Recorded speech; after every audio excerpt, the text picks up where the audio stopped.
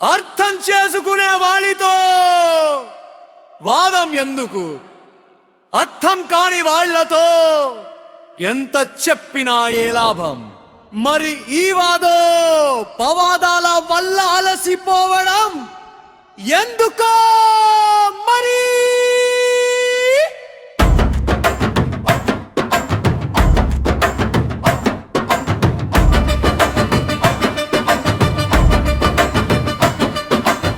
అర్థం చేసుకునే వారితో వాదించే పని లేదు.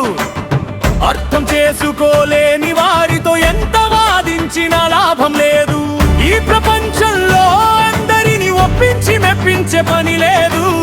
సరైన దారిలో సాధన కొనసాగించడం మాత్రమే నా పని, గుర్తుంచుకోండి.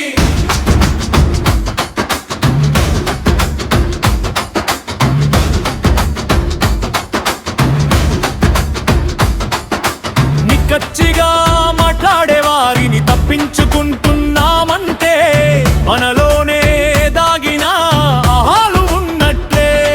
హోదాలు, పదవులు, అధికారాల వల్ల వచ్చిన బలం మనకే తెలియని అహంకారపు మాయ మాత్రమే. అసలైన బలం, అసలైన శక్తి కేవలం సత్య సాధన వల్లే లభిస్తుంది. బాగా గుర్తుంచుకోండి, మనం మరాలనుకున్నది కొండంతా,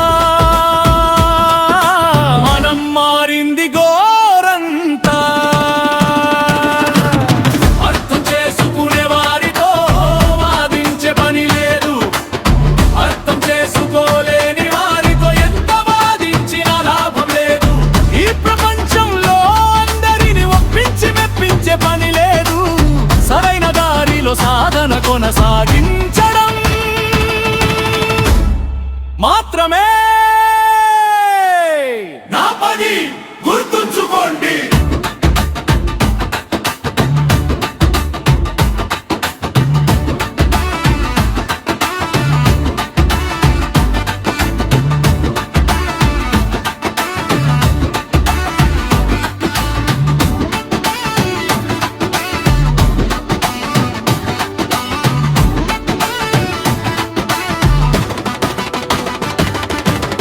నాలో నేను చేసుకోవాలనుకున్న మార్పుల్లో ఇంకా 1% కూడా సంపూర్ణం కాలేదు.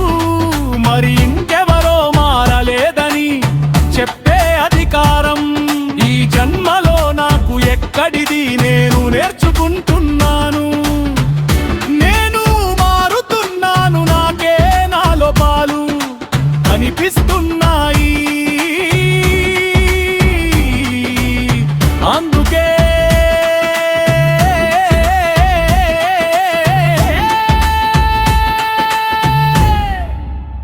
ఎవరిని నిందించలేను.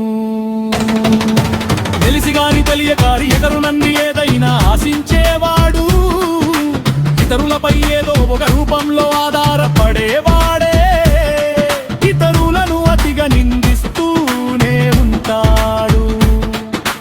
ఆశలు తగ్గితే నిందలు తగ్గుతాయి. ఆధారం తగ్గితే స్వేచ్ఛ పెరుగుతుంది. అప్పుడే నిజమైన శాంతి మొదలవుతుంది. అంతం వేసుకునే వారితో వాదించే పని లేదు. అర్థం చేసుకోలేని వారితో ఎంత వాదించినా లాభం లేదు. ఈ ప్రపంచంలో అందరిని ఒప్పించి మెప్పించే పని లేదు. సరైన దారిలో సాధన కొనసాగించడం మాత్రమే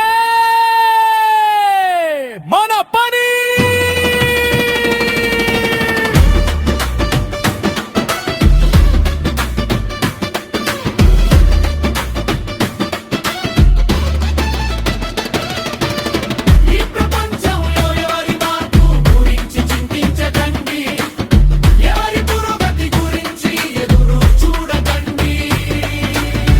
ఎవరి మార్పు వేగం వారిదే,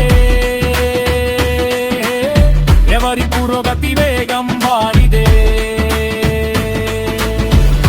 ఎవరి జీవితం వారిదే. మన జీవితం మనదే, మన సాధన మనదే, మన సత్యం మనదే. పైవాచిన దారి నేను నడిచే దారి, నాకు నచ్చిన సాధన నేను చేసే సాధన. ఒప్పించడానికి కాదు, మెప్పించడానికి కాదు, నేను మారడానికి, నేను మేల్కొనడానికి. అర్థం చేసుకునే వారితో వారం కాని వారితో సత్యమే నా బలం, సాధనే నా జీవితం. ప్రకృతి ఉమా మహేష్.